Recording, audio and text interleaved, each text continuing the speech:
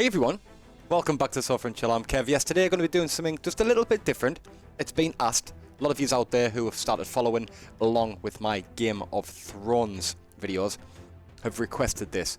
At the end of each season, there is a history and lore thing that gets brought out regarding each season, and each one is kind of narrated by someone from the show, or I think that's what happens, or there's different actors who are in the show narrated. It's my accent for you. This one is going to be season 1, and it's The Children of the Forest, The First Men, and the Andals by Bran Stark.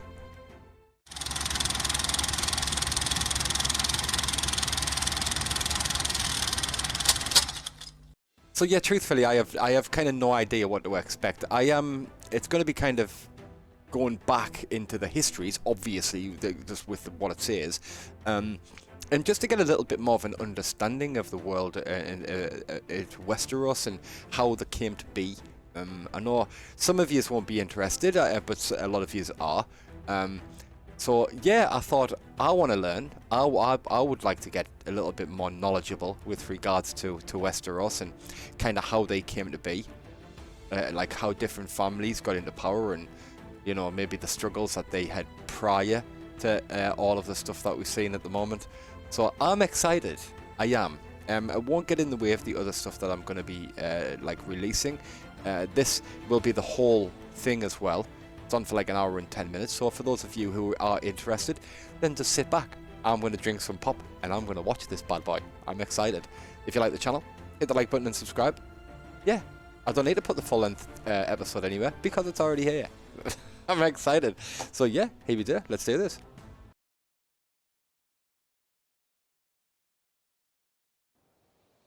In the dawn age of Westeros, Bran. before the coming of man and the raising of castles and cities, there were only the children of the forest. Little is known of them now, but it is said they were small in stature, dark and beautiful, and no taller than children when grown to manhood. What? They lived in the depths of the forests and hidden villages, Before crags and caves. They hunted with weirwood bows and armed themselves with blades of obsidian. Obsidian? Their wise men were called green seers and were possessed of a powerful magic.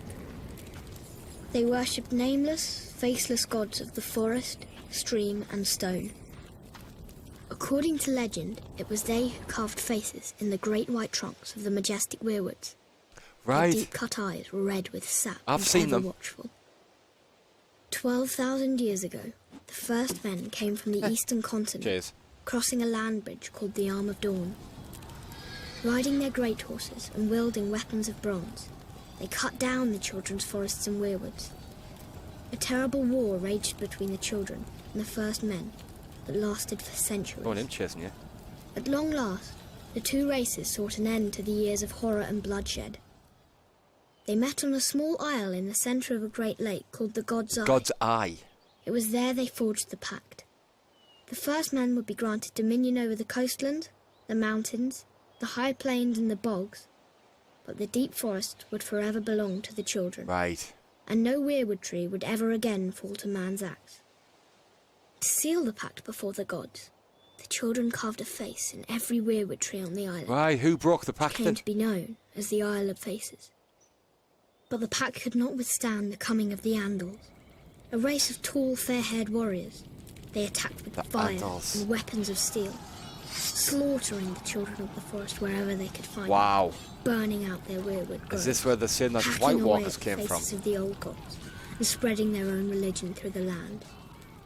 Centuries of war followed, and the Andals conquered every kingdom in Westeros, save one, the North. The kings of winter were able to withstand the Andal Yes, invasion, the and descendants of the first men dwell there to this day and continue to worship the old gods. As for the children of the forest, those who survived the slaughter were said to have fled far north and have not been seen again. Most assume they're long dead, and some don't believe they ever existed. They live on only through song and legend, and in the faces of the weirwood trees. I've seen that. The weirwood trees. The Age of Heroes. Oh, Bran. When Aegon the Conqueror invaded Westeros, he had 7 kingdoms to contend with. The Kingdom of the North, the Kingdom of the Mountain and the Vale, the Iron Islands, the Kingdom of the Rock, the Kingdom of the Reach, the Stormlands, Whoa. and Dawn. These regions had been established by the first men thousands of years before, in the Age of Heroes. One hero of this fabled age was Bran the Builder.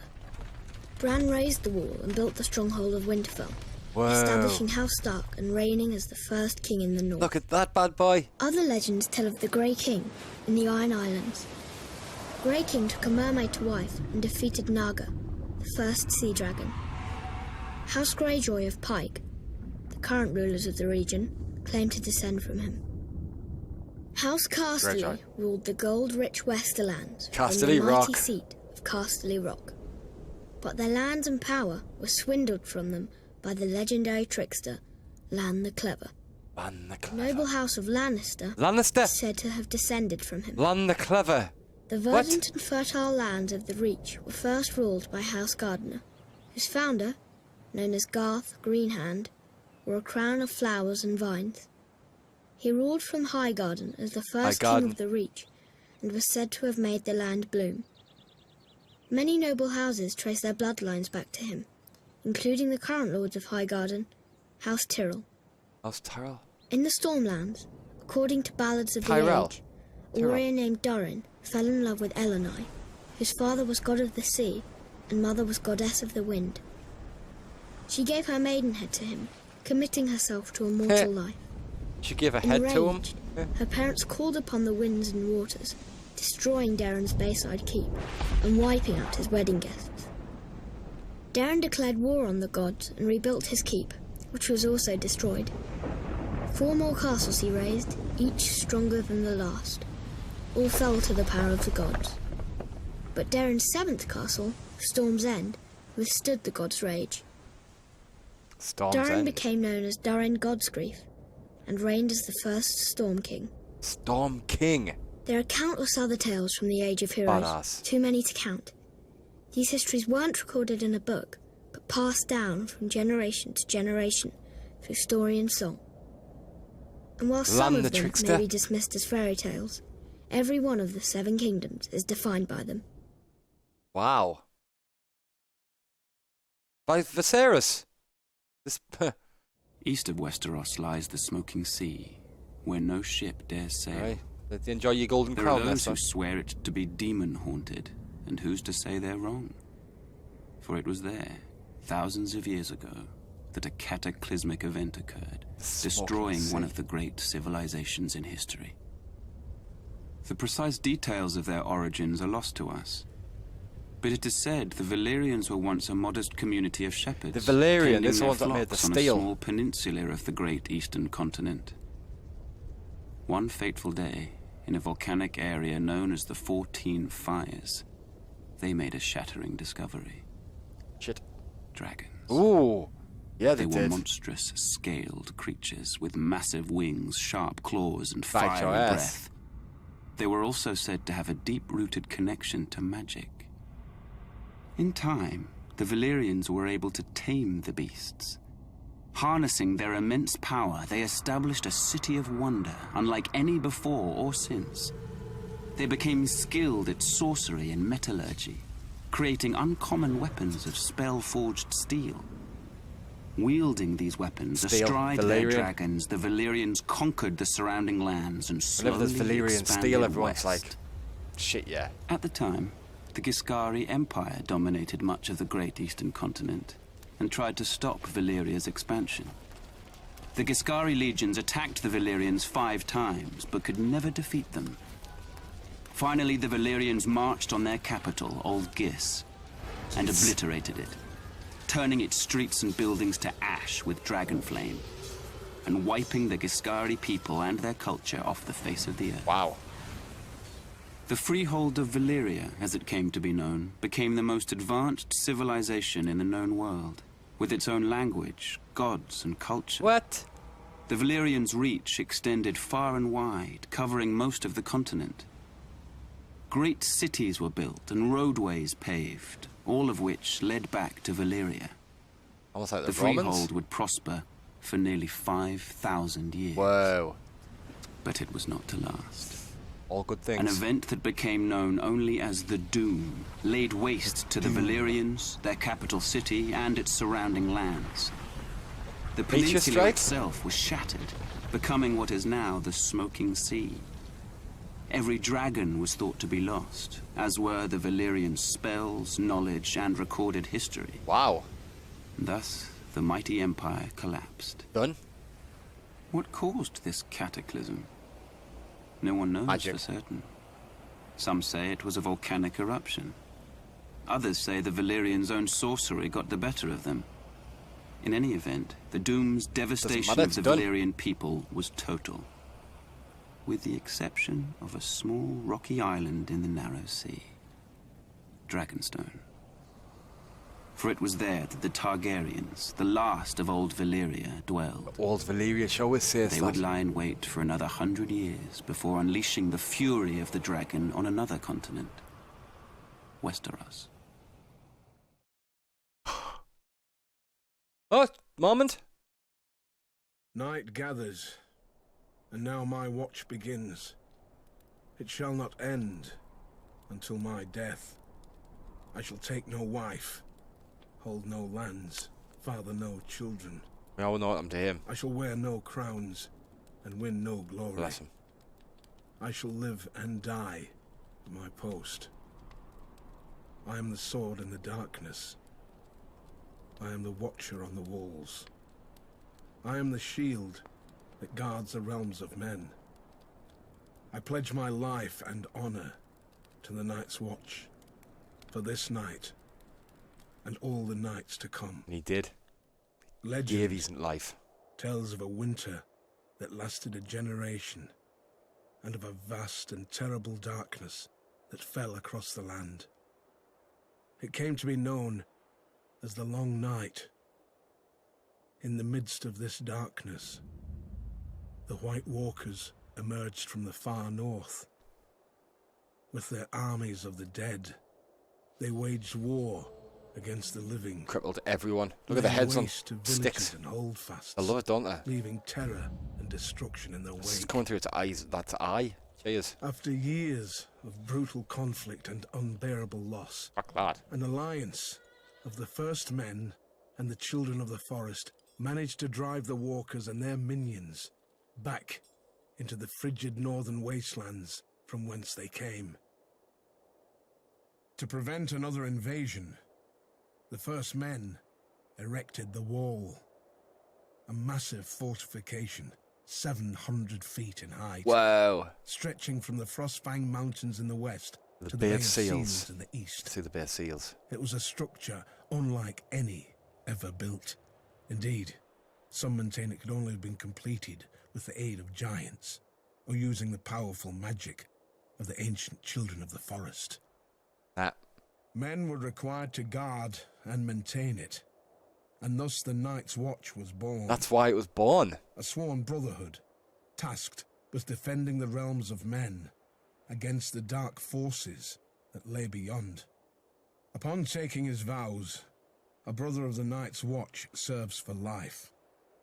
It is a life of hardship and great sacrifice, so the oath must not be taken lightly. Ah, that's what they say, isn't it? The punishment for desertion Death. is death. Yeah, you've got to take it like you The Night's Watch only is do it if you mean it. divided into three vital branches: the Rangers, the Builders, and the Stewards. While all Black Brothers are expected to take up Can't believe steel should the need John got a arise, steward. the Rangers are the true warriors of the Watch. Centuries come and gone, and although the White Walkers have yet to return, another threat has emerged. Barbarian tribes known as wildlings. Yes. The Rangers are charged with defending the realm against these lawless savages. The Builders are carpenters, masons, miners, and woodsmen, tasked with maintaining the wall, as well as its various keeps, towers, and structures. Love the Night's which Watch have people. fallen into disrepair over the years. The Stewards serve as cooks, butchers, and hunters. I do, They but tend to the horses I also and messenger see what ravens, John's missing out sew on. clothing, Well, not at the gather moment. firewood, and bring supplies up from the south. Got ridden all The over by Night's people. Watch is a diverse group. Proud volunteers from noble houses stand side by side with petty thieves conscripted from dungeons. Yeah, because they're always good, like they're always Distinctions looking are left around, aren't they, behind, trying as to are past misdeeds. recruit from the dungeons. A man gets what he earns on the wall. Benjen. And even the lowliest gutter said that. snipe can rise up in rank if he proves himself worthy. For thousands of years, the brothers of the Night's Watch have stood their lonely vigil. As the seasons changed, as brutal wars raged in the south, as dynasties rose and fell, the Night's Watch endured. We are the swords in the darkness. We are the watchers on the wall. See, it's different because I'm listening. We are the shields that guard the realms. It's different of this men. because I'm watching it and I'm also thinking, so I'm not talking as much, but I'm like I'm listening and I'm thinking. It's a tough one. Joining the Night's Watch, or taking the Black, is a singular honour for any northerner. Absolutely. For it was in the north, some 8,000 years ago, that the first men drove back the White Walkers, erected the wall, and established the sworn brotherhood that would guard the realm and its people from the dangers beyond. Regrettably, the Night's Watch no longer commands the widespread respect and admiration it once Yeah, did. but because it gets rapers and everybody While there. House Stark and other houses in the northern regions continue to recognise its vital importance to the safety and stability of the realm, this view is not shared by the powerful houses of the southern kingdoms or their subjects. Most regard the Watch as a misguided, obsolete order made up of useless outcasts. Admittedly, the current Night's Watch is a shadow of its former glory. The wall. Their numbers have dwindled to I don't less know what than John's gonna 1,000. do. Of the 19 castles along the wall, only 3 are functional. The Shadow Tower, Castle Black, and East Watch by the Sea. And the Watch's mandate of adding to the wall has been abandoned entirely. There are barely enough resources to maintain it. Recruiting officers, known as Wandering Crows, Wandering scour the Crow. dungeons and slums of the realm in hope of finding men to fill That's the him who ranks. found yeah. While there is still He- the occasional highborn Well, not- volunteer, the newest recruits are almost entirely made up of lowly criminals. Thieves, rapists and murderers, sentenced to the wall as punishment for their crimes. Dickheads. Sorry. The decline of this once fabled order is troubling, as the danger it guards against is all too real. While the White Walkers haven't been seen or heard from in ages, and may very well be the stuff of myth, barbarian tribes that dwell beyond the wall, known as wildlings, have been a menace to the north and its people for generations. Yeah. Haven't At just. certain points in history, the disparate wildling tribes have united behind a single leader, a king beyond the wall, and attempted large-scale attacks against the realm. But thanks to the resourceful and courageous men of the Night's Watch, these so-called kings were soundly defeated. Not the Cogman's raid, no, While though. many have lost faith in the Night's Watch, the people of the North are steadfast in their belief that the Black Brothers will answer the call of duty. They've turned. Well, Mance But Raider with turned winter on them. coming, diminished numbers, and a lack of widespread support, will they be ready? Whoa, it's interesting, mind. History of the Night's Watch. Oh, Tywin Lannister.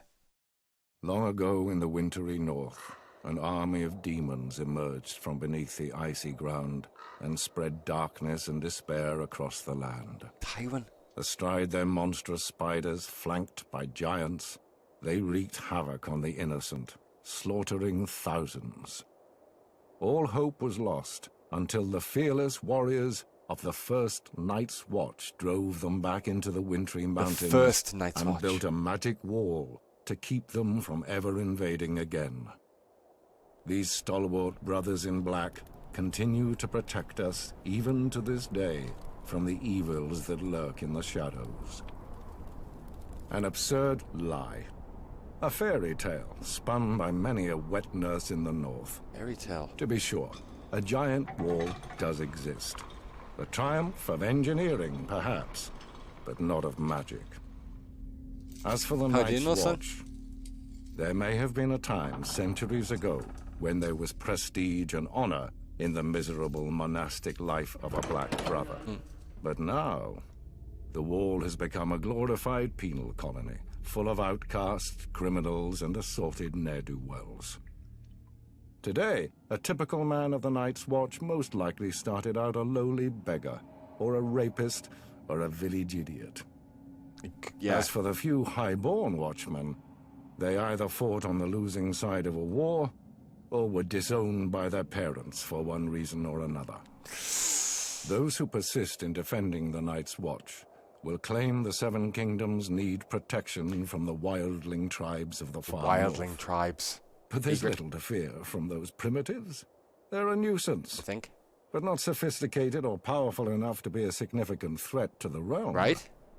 And any talk of White Walkers returning with their armies of the dead and their giant spiders and their snarks is just that. Talk. All just hot air. The old gods and the new. Bran Stark and Catelyn Tully. Yay. In the Seven Kingdoms Catelyn. of Westeros, the dominant religion is the faith of the Seven. First brought to its shores by the Andals some 6,000 years ago. But there are some who still keep to the old way, worshipping the faceless gods of the children of the forest and the first men. That's why they always say the are old gods and the new. nameless spirits of nature. In ancient times, the children of the forest carved faces in the trunks of the weirwood trees, which became sacred symbols of their faith. In time, the first men adopted the children's gods as their own. Most castles at that time contained a godswood with a weirwood or heart tree at its centre. Meanwhile, across the narrow sea, a new religion was born in the hills of Andalos. According to legend, the god of Seven revealed itself to the Andals, and the invasion of Westeros followed soon after. The Andals sailed across the sea on ships armed with weapons of steel. Some warriors carved a seven-pointed star into their skin as a symbol of their new faith. Whoa. The invaders Seven-pointed destroyed star. most of the weirwoods in the southern lands, slaughtered the children of the forest wherever they could find them, and conquered every kingdom of the first men, save the north. In Look time, at that. the faith of the Seven spread like wildfire throughout the land.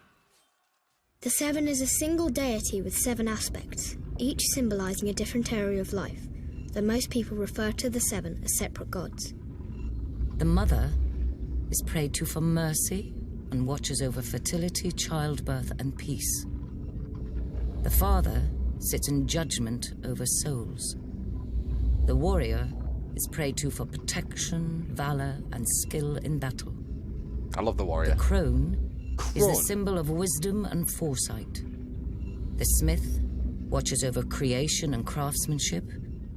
The maiden symbolizes purity, love, and Okay, beauty. she looks sick as a chip.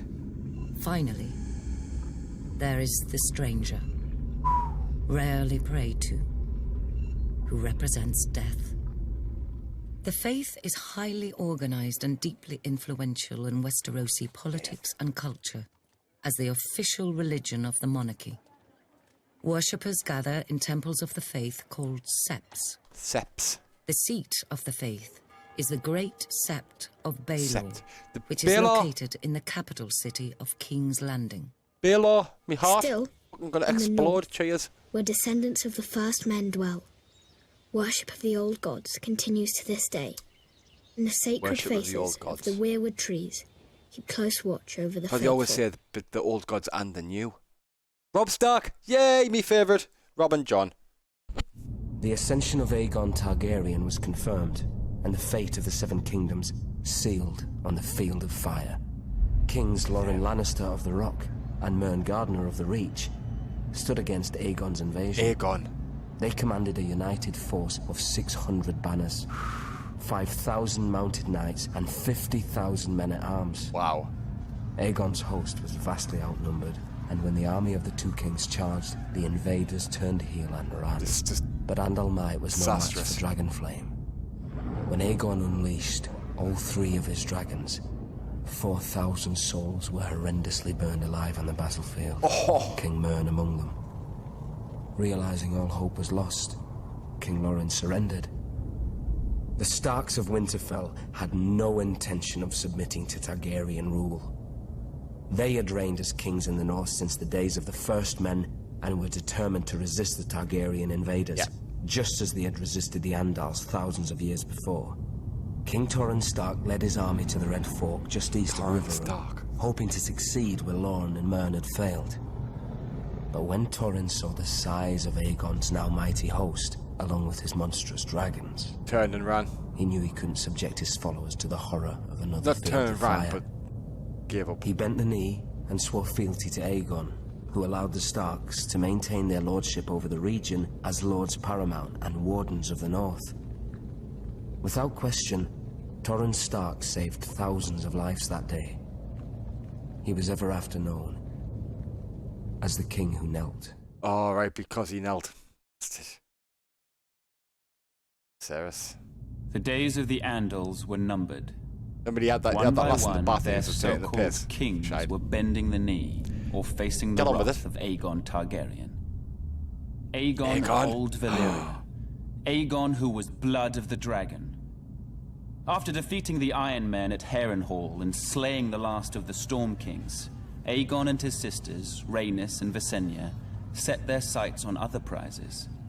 The gold mines of the Rock and the fertile lands of the Reach.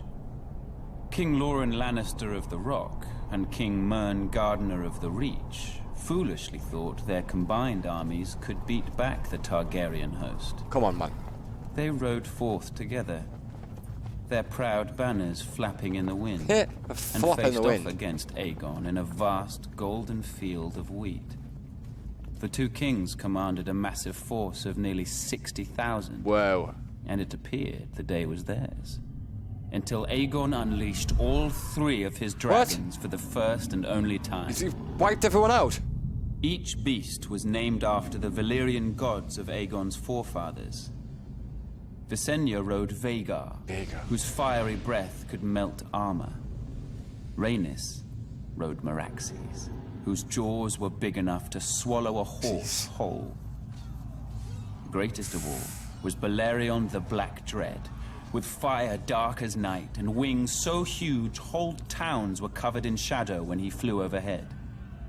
This magnificent creature was ridden by Aegon himself. 4,000 men were bathed in glorious dragon flame that day, on what came to be known as the Field of Fire. Ridden by Aegon himself. King Mern was among the dead, and House Gardener died with him. His stewards, the Tyrells, surrendered his ancestral stronghold of Highgarden to Aegon, and were appointed Lords Paramount of the Reach and Wardens of the South. Oh, this is so interesting. When Loren Lannister really interesting. witnessed Mern's fate, he wisely bent the knee. And son. Aegon spared Loren's life, and the Lannisters were made Lords Paramount of the Westerlands and Wardens of the West. After his triumph on the Field of Fire, Aegon's conquest was assured. In a short time, the so-called Seven Kingdoms were melted down in the heat of the dragon's flame and transformed into a single realm. Aegon would forever be known as Aegon the Conqueror. Yep. Order of Meisters by Meister Lowen. In the far southwest of Westeros, at the mouth of the river Honeywine, lies the great stone city of Old Town. It is home to the Citadel, where men and boys from throughout the kingdoms come to receive their training as maesters. Maesters play an integral role in Westeros. What would make you become a maester? Serving as scholars, healers, and advisors to the nobility of the Seven Kingdoms. I get that. This venerable order of learned men dedicate their lives to serving the realm, and are sworn to occupy a neutral position when it comes to power and politics. Upon completing his training at the Citadel and taking his vows, a maester renounces his family name and takes a vow of celibacy. They always do that. He is assigned to a castle or keep, love having their and duty-bound to serve as its counselor and healer, even if control of the castle changes hands. A maester's allegiance is to the realm, not to any one family. It's, yeah. His badge of office is a great chain, forged from links of different metals, which he wears around his neck. It is a reminder of his role as a servant of the realm and is never to be removed. A maester forges his chain with study, and each link represents the mastery of a different kind of learning. It's impressive. For instance, a silver link signifies mastery of the medicinal arts. A golden link represents the study of money and accounting. An iron link indicates knowledge of warcraft. Ravenry is an especially important skill for a maester, as it is he who breeds, trains, and maintains carrier ravens for the delivering of messages throughout the land. There are some maesters who have earned a link forged of Valyrian steel. Whoa. This signifies knowledge of the higher mysteries, commonly known as magic. Yeah, it would be. It's actually a link with Only one maester Valyrian. in 100 possesses such a link, as this field of study is frowned upon by many. Has anybody we know got one? It is possible magic may have existed for a time long ago, but most consider the higher mysteries to be long gone from this world. Service as a maester is a noble calling, one of vital importance to a prosperous realm. It is little wonder there are some who refer to the order as the Knights of the Mind. The Knights of the Mind? Mad King Aerys. Okay, by myself, this will be interesting. To see the Mad As King. word of King Aerys' erratic and troubling behavior spread throughout the Seven Kingdoms, Lord Rickard Stark continued to serve his king faithfully as Warden of the North. The proud father of 4 children, his daughter Lyanna, was engaged to Robert Baratheon, Here we go. the young lord of Storm's End. Centuries of peace between the North and the Iron Throne ended the day Rhaegar Targaryen, Prince of Dragonstone, abducted Lyanna. Oh, he's abducted her. Enraged, Brandon Stark rode to King's Landing, demanding the release of his sister and the death of Rhaegar. Aerys arrested him for treason and called his father to come to the capital to ransom him. Kill them both. When Set them on Lord fire. Rickard complied, Aerys, now utterly mad, arrested him for treason as well. Set them on fire. Lord Rickard demanded a trial by combat. Aerys declared fire the champion of House Targaryen, and had Lord Rickard suspended from the rafters of the throne room while pyromancers lit a blaze beneath him. Wow. As he burned, Brandon was brought into the throne room. A leather cord attached to a strangulation device was wrapped around his neck. Aerys told Brandon his father was a dead man, but there was a chance to save him. A longsword was placed on the floor just out of Brandon's reach. What the fuck? And the more he struggled to reach it, the more the cord tightened around his Tighten throat. on his neck? Brandon Stark strangled himself, trying to free his father, who was roasted alive in his own armor. Ah, no wonder Jaime The entire court stood and watched this atrocity take place. Sir Jaime Lannister and the Kingsguard among them. Yeah? The Mad King was reported to have laughed hysterically as these 2 noble men were tortured and brutally killed before him. Didn't realise he choked. Bran choked. Seeking to rid the world of all his supposed enemies, Aerys called for the head of Rickard's younger son, Eddard Stark. What? And Lyanna's betrothed, Robert as well? Baratheon. He sent word to Lord Jon Arryn, who had fostered both young men at the Eyrie, to apprehend them. Instead, Lord Arryn joined houses Stark and Baratheon in rebellion. Yes. Robert vowed to kill Rhaegar Targaryen and get his beloved Lyanna back. Whoa, I love it. Mad King Aerys, okay, by vow with his Robert Baratheon, so I'd say. Aerys Targaryen was the last of his name to sit on the Iron Throne. Known far and wide as the Mad King, his was a reign of instability and terror. The Seven Kingdoms are well rid of him and his kind. Oh, he may have appeared to be a capable ruler at first, but that was due in no small part to his counselors, led by the hand of the king, Tywin Lannister. Tywin was his, yes. There may have been years of peace and prosperity during Aerys' reign. Tywin was the hand. But it was Tywin who was really running the country, as Aerys spiraled further and further into insanity. The dragon spawn were famous for losing their minds.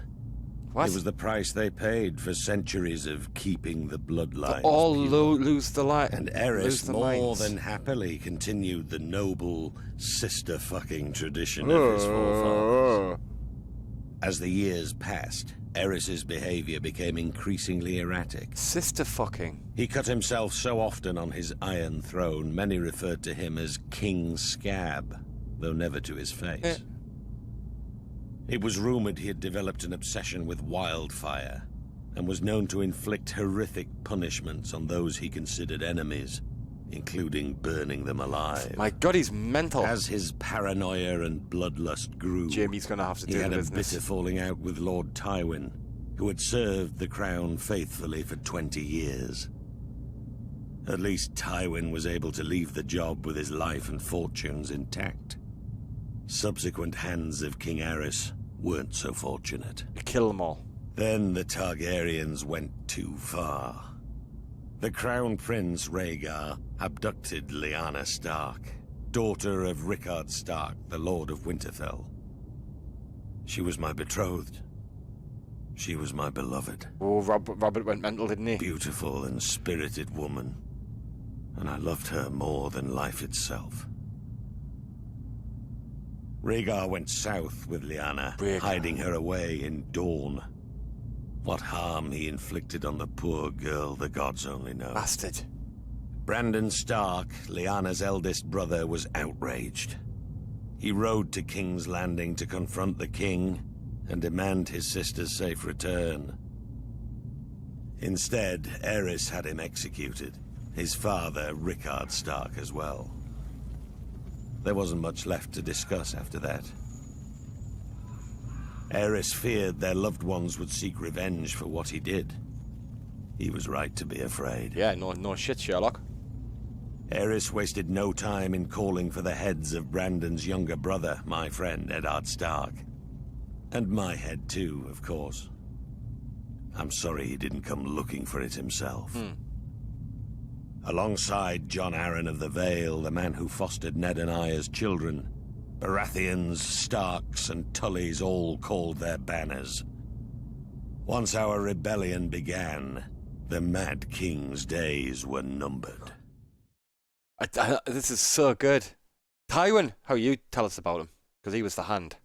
As Aerys Targaryen's behavior grew more and more erratic, the task of ruling the Seven Kingdoms fell to me, Tywin Lannister. I had served Aerys for nearly 20 years, and as a result, the realm had prospered. The royal coffers were full, the land was at peace. Cool. But Aerys grew increasingly hostile, jealous of the success many credited to me. My power and influence unnerved him. The captain of my personal guard, Sir Elyn Payne, was once overheard making offhand comments regarding who was the true ruler of Westeros. And he got killed. When the king was given this information, he had Elyn Payne's tongue ripped out with hot pincers. Oh, stinging tomorrow. It was my desire to unite the houses of Lannister and Targaryen through marriage. Best way. My daughter Cersei would marry Aerys' eldest son, Prince Rhaegar. Such a union made perfect sense for all he's parties. fucked off with Lyanna, and he's However, being a dick. Aerys' senses had begun to leave him quite some time earlier.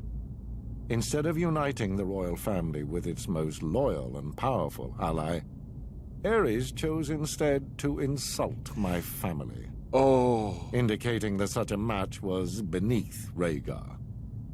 Instead, he chose Elia Martell of Dorne to be Rhaegar's wife. Elia Martell? As if to rub salt in my wounds, Aerys appointed Jaime, my son, to the King's Guard.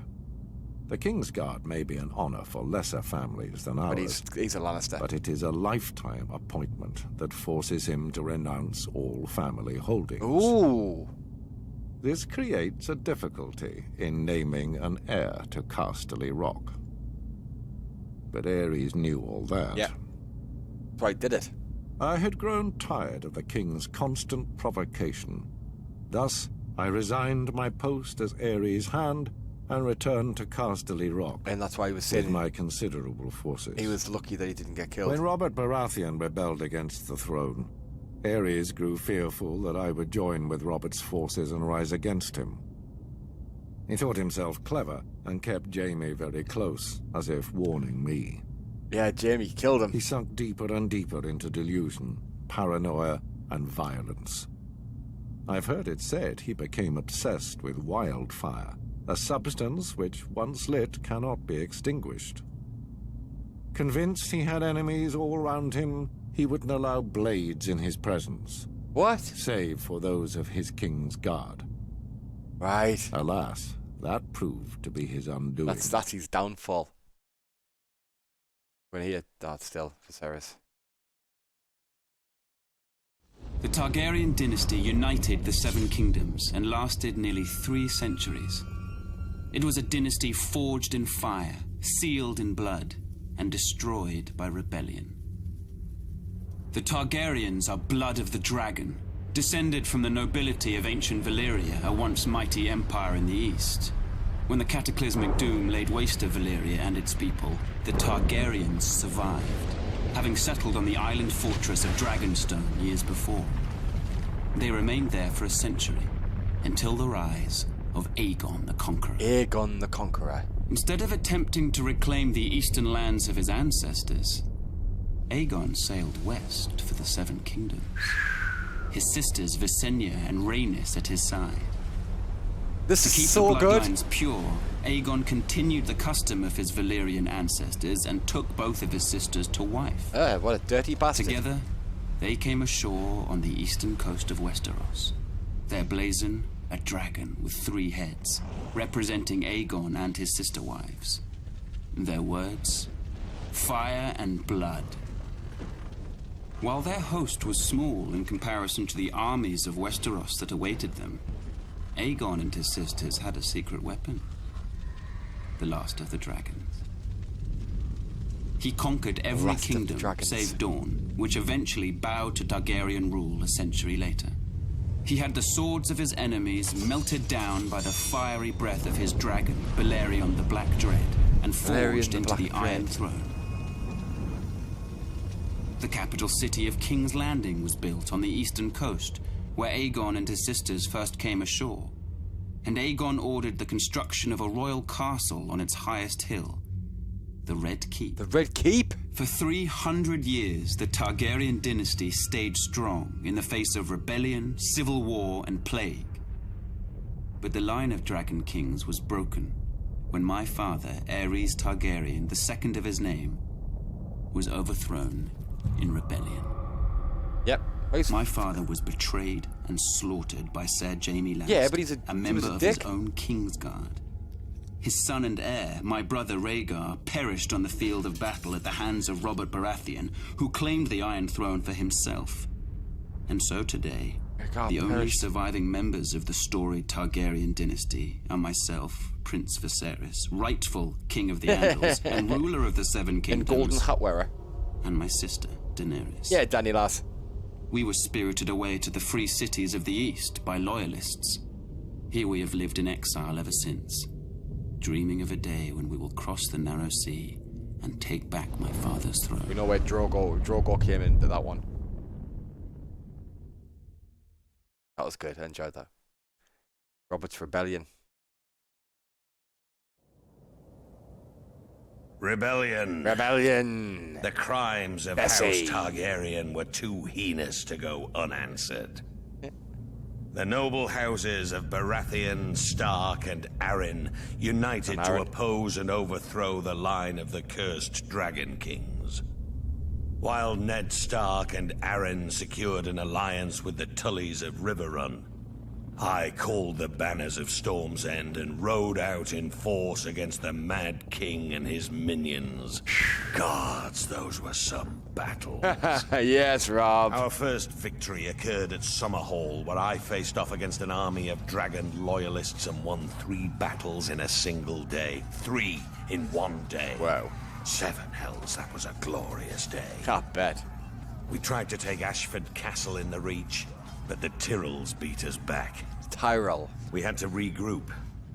My army was pursued north by Aerys's army and took refuge in the Stony Sept in the Riverlands. When the Targaryen army entered the town, the sept bells tolled, a signal to the townspeople of the battle that was to come. As the Targaryens searched from house to house for me, the combined forces of Ned Stark and the Tullys swept into the city. Gods, what a day that was.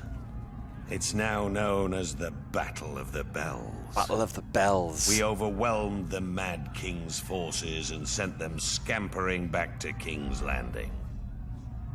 Aerys' son, Rhaegar, who started the whole damn thing, finally emerged from hiding in the south and assembled his own army to face us. As for the Mad King, he must have been pissing himself. The battle that would decide the fate of the Seven Kingdoms occurred at the crossing of the Green Fork of the Trident River. Rhaegar commanded the royal host, which was some 40,000 strong. My forces were outnumbered by nearly 5,000 men. Whoa. But that didn't matter. They were fresh, but we were battle-hardened and had justice on our side. As the battle raged around us, I faced off with Rhaegar, the stag and the dragon right there in the ford of the river. I fought with the fury of 10 men, raining blow after blow upon that vile prince before burying my warhammer in his chest. Wow. I hit him so hard the rubies on his armor broke free, flinging them into the stream. They call it the Ruby Ford now. With that scum Rhaegar dead and the royal army shattered, our next move was to make for King's Landing. So Rhaegar was killed that I'd way sustained a few by wounds Robert. in the battle and was unable to ride. I sent Ned Stark to the capital to face the Mad King and make him pay for his crimes. This is where Jaime kills him.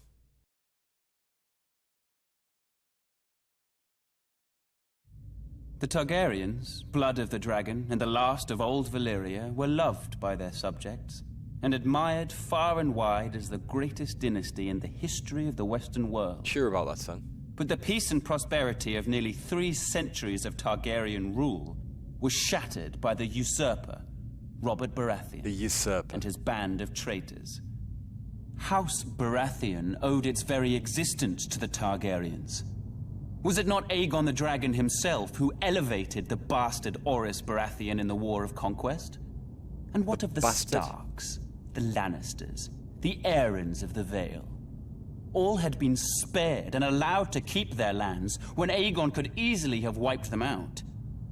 Centuries later, the usurper and his lackeys repaid Aegon's benevolence with treachery. There are some who dare to claim Robert and his allies had reason to rebel. They say the Crown Prince stole the usurper's lady love. They say my father, King Aerys, murdered Rickard Stark and his son without just cause. Whether these charges are true or not, it doesn't matter. The dragon answers to no one. Piss off, man. Aerys' good name has been besmirched in the years since the rebellion. He's been called a dangerous madman, a monster, a tyrant that brought his tragic end upon himself. Lies! My father was a victim of weaklings in his council. Lackwits who failed him in his hour of need and let the rebellion spin out of control. Calm down, if it's Aerys. He's getting really passionate. The royal army was crushed at the Battle of the Trident. It was there the valiant Rhaegar met Robert in single combat, but the gods betrayed him. And he perished by the usurper's hand. Did. As the Field of Fire had marked the end of the Andal centuries before, the Battle of the Trident seemed to herald the end of the Dragon Kings. Wow. When word reached the capital of my brother Rhaegar's death, my father Aerys moved to protect me, as I was the surviving heir to the throne. Yes. He sent me to the island fortress of Dragonstone, along with my mother, Queen Rhaela, who was great with child. But as my father, my king, Aerys Targaryen, prepared to defend his throne to the bitter end, little did he know of the horrors and betrayals that awaited him and our family. I like this, the Viserys actor. He's doing really well at this. Ours is the fury.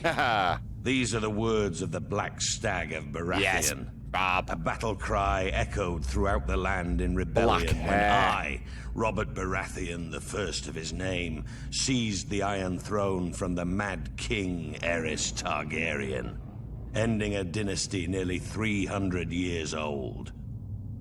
House Baratheon was born in the Wars of Conquest, when Aegon the Dragon invaded Westeros. Aegon sent his commander, Orys Baratheon, to take Storm's End. Argilac the Arrogant, the last of the Storm Kings, foolishly left the safety of his stronghold and met the Baratheon warlord in open battle. Argilac was soundly defeated, and Orys took his lands, his holdings, and his head, and his daughter. Orys was said to be a half-brother to Aegon Targaryen. If this were true, a little blood of the dragon mingled with that of the stag in those days. The seat of House Baratheon is Storm's End. Storm's a End. legendary keep raised in the Age of Heroes. It overlooks Shipbreaker's Bay, where legend has it that Durin, the first Storm King, raised the keep with the aid of Bran the Builder of House Stark, forging a centuries-long connection with the Stormlands and the North. After Aegon's conquest of the Seven Kingdoms, the Baratheons remained loyal enough to the crown, while Targaryen kings came and went. But loyalty has its limits. When Rhaegar Targaryen, Aerys' vile son and heir, abducted Lyanna Stark, my betrothed, my beloved, it was time to act. We raised our banners, Baratheon, Stark, Jon Arryn, and the Tullys, united in rebellion against Rhaegar and his father, the Mad King. Mad bastard. We were victorious and took the Iron Throne. But that bit of dragon blood in my veins came in well, as it made me a distant relation to the Targaryen dynasty blood of my long-lost ancestor, Orys. Whoa. The truth of it is, I took it. I sit on the Iron Throne. I rule the Seven Kingdoms. Got killed from by the a Red boar. Keep. Jeez. Bet you gutted with that. Sack of King's Landing. Oh, it's not the sack of Robert Baratheon. Baratheon's victory at the Trident was a turning point in the war for the Iron Throne. While it was clear the gods were smiling on the rebel forces, Aerys Targaryen still held the Red Keep at King's Landing. Yeah. As Robert was wounded and unable to ride, it was up to Eddard Stark to make for the capital and force the Mad King to give up the throne. Yes, Eddard, how? Lord Stark reached the city gates to find that Tywin Lannister, Lord of Casterly Rock, had already sacked the city in Robert's name. House Lannister had remained neutral up to this point, ignoring requests for help from both the Crown and the rebels. They're the cards right. Now that Robert's eventual victory was assured, it seemed Lord Tywin had finally chosen a side. Lord Eddard was horrified by what he saw when he entered the city. Homes looted and burned, women raped, scores of innocent citizens killed. Disgusted, he led his force up Visenya's hill to the Red Keep. Awful. Upon entering the throne room, There we go. he found King Aerys lying in a pool of blood, Jaime Lannister. dead by the hand of his own sworn King's Guard, Jaime Lannister, who sat brazenly upon the throne. Wow. Wow. Demanding to know the whereabouts of Queen Rhaela, Lord Eddard was informed the Queen and her son Viserys had been spirited away to Dragonstone before the Lannisters arrived. But other members of the royal family were not as fortunate. Elia, Martell of Dorne, who was the wife of Prince Rhaegar, had been raped and murdered by Ser Cregor Clegane on Lord Tywin's orders. Tywin? Ser Cregor and his men had also butchered Rhaegar's young children. When Robert was well enough to reach the capital, Lord Eddard demanded the Lannisters answer for their heinous crimes. Robert refused, and sent him south to relieve the Baratheon stronghold of Storm's End, which was still under siege by forces loyal to the crown. Whatever words passed between the two old friends are known only to them. But Lord Eddard is said to have left King's Landing in anger. Later, when Robert was crowned, he appointed Jon Arryn as Hand of the King. Yes. Lord Arryn's first order of business was to broker a truce with the Martells of Dawn, who were outraged by the brutal murder of Princess Elia and her children. Yeah, no doubt. Following the death of Lyanna Stark, who had been betrothed to Robert, houses Baratheon and Lannister were joined in marriage when the new king took Tywin Lannister's eldest daughter Cersei as his queen. That's why you always like Lyanna, though. He returned to his stronghold of Winterfell. Yeah, you did. Forever haunted by his sister's death and the shameful way that Robert had secured his throne. Shameful, son.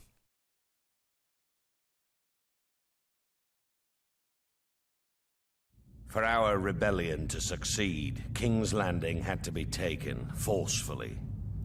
No one was foolish enough to believe that Aerys was going to hand his crown over peacefully.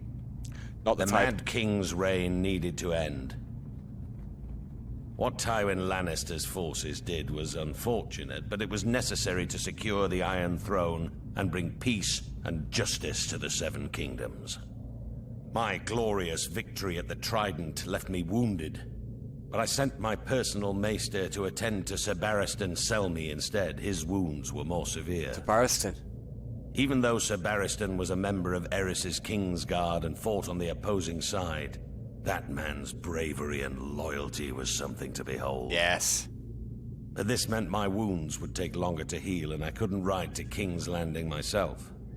I sent the one man I trusted over anyone else in this world, Ned Stark, in my place.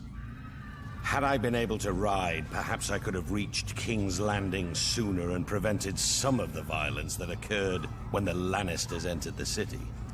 Still, what Lord Tywin did was for the greater good. Even what happened to Princess Elia and her children. Babies or no, theirs was the same cursed blood that flowed within the Mad King's veins. They were dragon spawn and couldn't be allowed to survive. God, Robert absolutely hates them. What would they grow to be? Loyal subjects? Ned with his damn northern honor. He and I had our first major fight over the deaths of the Targaryen children. Ned called it murder. Murder? It was war.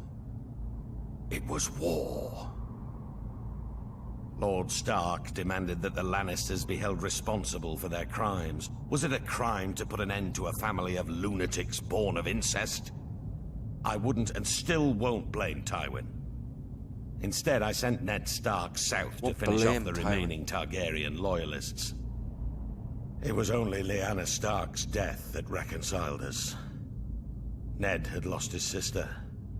I had lost my betrothed and beloved. We shared that sad bond together, Ned and I. That's some bond to share. Jesus. Through it, our friendship was made strong. Holy shit. As for the Mad King's surviving heirs, those that were able to scurry away in the face of my fury now live somewhere across the narrow sea. They had best stay there. Yeah. If they ever set foot in Westeros again, they will face the King's justice. And Dany's going to be on her way back soon. Also, you'll see what Tywin has to say then. Rhaegar Targaryen lay dead on the banks of the Trident, his royal army shattered and in retreat. The days of the Dragon Kings were clearly numbered. Until that moment, it would have been foolish to commit Casterly Rock to either the Crown or the Rebellion. What would our family have to gain in supporting a raving madman? It is great the way they're doing this. Crusade to put Robert Baratheon on the Iron Throne. Because he's seen it from their different points of chaos view. Benefits no one. It was time for House Lannister to do what it could to ensure a return of peace and prosperity to the land. I, Tywin Lannister, brought 10,000 Lannister troops to the gates of King's Landing in order to bring the bloodshed to a quick and decisive conclusion. King Aerys had been sending ravens for months, begging for my support to end the uprising. In a way, his pleas had been answered. Yeah. As I had suspected, Aerys opened the city gates and welcomed my men. And they all went mental. Our plan was clear. Crush Aerys' remaining bannermen and remove the remnants of the royal family as quickly and efficiently as possible. Just killing all the children, and that's ridiculous. Any alternative meant years of further war and a fragmented 7 kingdoms. Our means were bloody, but the results speak for themselves. As for Aerys, it is true he met his fate at the hands of my son. Aerys had kept Jaime close during the rebellion, thinking himself clever in keeping my son as a hostage, should I decide to pledge support to the rebel cause. But instead... this proved to be his greatest mistake. Yeah. For when the time came, Jaime did his duty as a Lannister, and drove his sword into the Mad King's back. With that, Robert Baratheon's crown was secured. The new king recognized our role in his ascension to the throne, just as he recognized how useful the might and riches of Casterly Rock would be, if he wanted to keep it. To that end, I offered my daughter Cersei as his queen. Had Aerys not spurned this same offer years earlier, perhaps things would have worked out differently.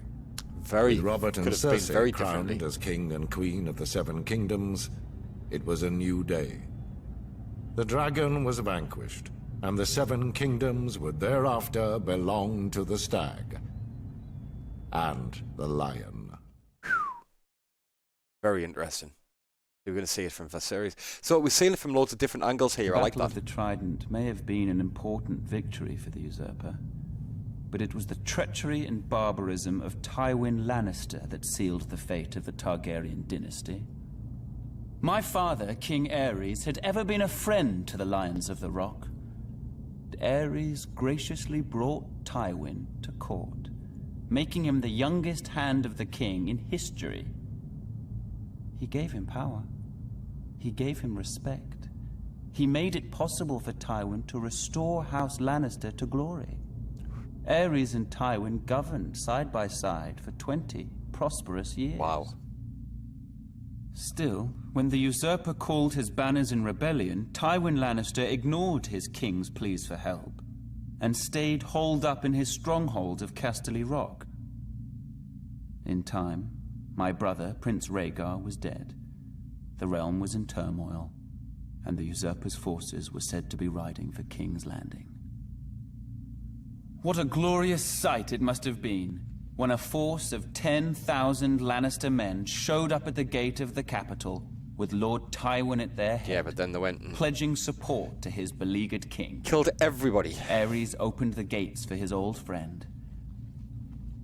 Instead, Lannister and his men proceeded to plunder and destroy the city that he had called home for decades. As the capital was ravaged and its people terrorized, Jaime Lannister, son of Lord Tywin, proved every bit as treacherous. He killed my father, the king, at the foot of the Iron Throne. The Lannisters entered the Red Keep, and Tywin ordered the deaths of the rest of the royal family. It is said Princess Rhaenys was found cowering under her father's bed and put to the sword. Ugh. She was only a child. Wow. As for Rhaegar's widow, Elia, she was forced to watch as Lannister thugs dashed her baby son's head against a wall before being raped and murdered herself. Wow, that's so brutal. As I was the heir to my father's throne, I had been spirited away to Dragonstone with my mother, Queen Rhaela, who was with child. Dead Danny. As a raging summer storm battered the island fortress and destroyed the Targaryen fleet as it lay at anchor, my sister, Daenerys, was born. My mother, the Queen, didn't survive giving birth. Ah. Now, some 17 years later, the rightful king still lives in exile. But a day of reckoning is coming. I bet. I will sail west as Aegon the Dragon did centuries before. I will take back my father's throne with blood and fire. Yeah. And I will punish the treacherous dogs who sought to destroy my family. And the people shall rejoice. Yeah, don't think so. Right, House Arryn by Catelyn Stark. Because Jon Arryn... In the snow-capped mountains of the moon, standing high above the rich lands of the Vale, married his sister, married Cat's stands sister. the Eyrie. A storied and impregnable fortress said to have been built by the legendary Mountain Kings in the Age of Heroes. The Age of Heroes, I love that age. It is the stronghold of House Arryn, one of the oldest noble families in Westeros. Their sigil, a soaring falcon over a crescent moon. Their words, as high as honor. High as honor. The Arryns are direct descendants of the Andal invaders, who sailed across the narrow sea and came ashore at the Fingers. According to legend, Sir Artus Arryn, known as the Winged Knight, soared through the sky atop a giant falcon, landing on the peak of the highest mountain where he defeated the Griffin King in battle. It was the Andal's first great victory over the First Men, and Sir Artus was duly rewarded. He was declared King of the Mountain and the Vale, and the region was renamed the Vale of Arryn. Thousands of years later, Aegon the Conqueror arrived in Westeros.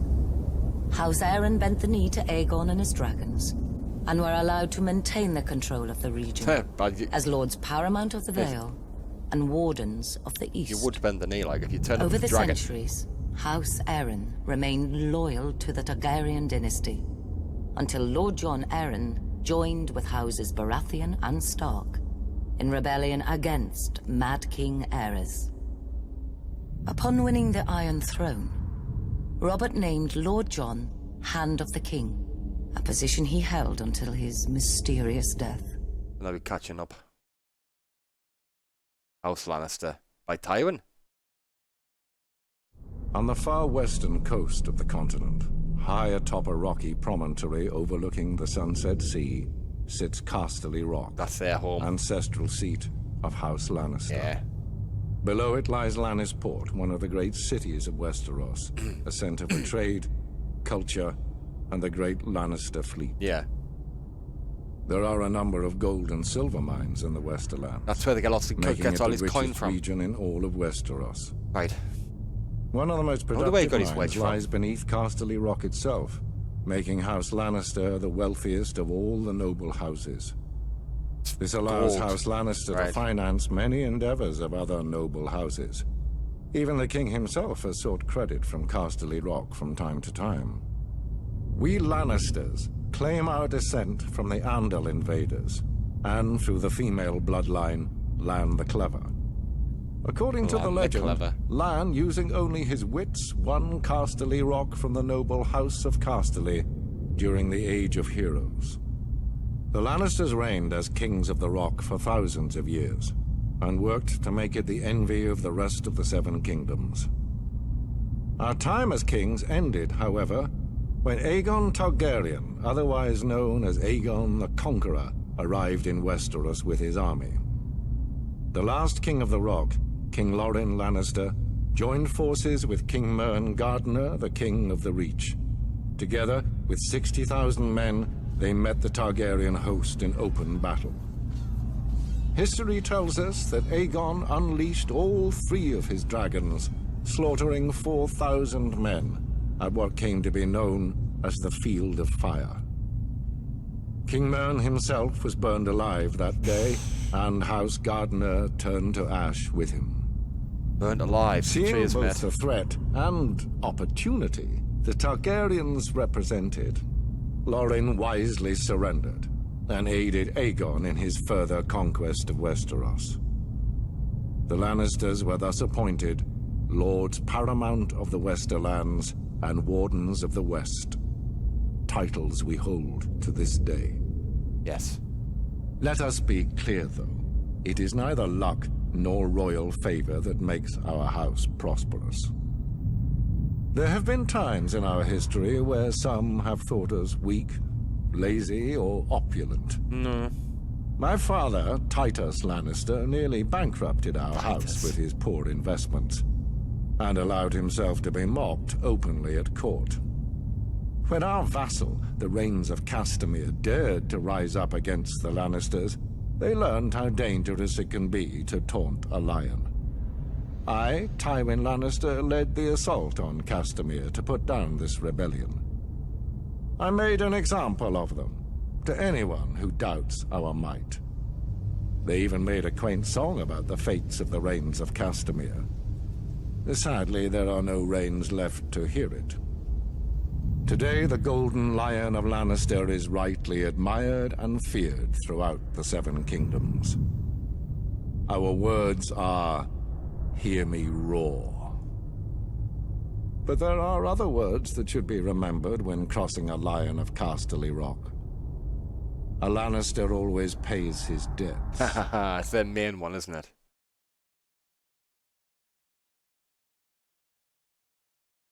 Not long to go now, people. The Starks of Winterfell trace their descent to the first men in the Age of Heroes. Yeah. The family's founder was Brandon the Builder, who, in the aftermath of the Long Night, helped establish the Night's Watch.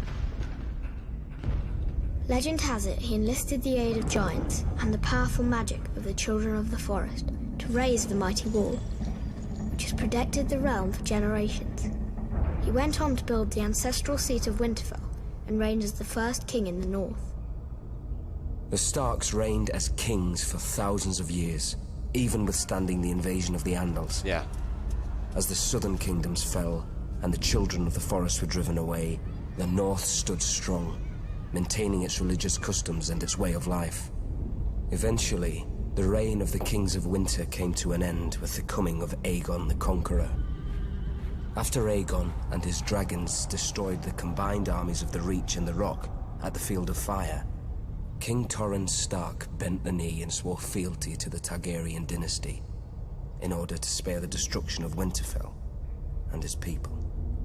He was forever after known as the King Who Knelt. King Who Knelt.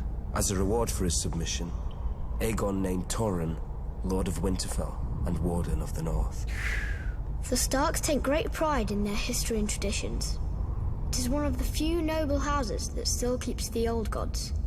A sacred weirwood tree looms large in Winterfell's Godswood.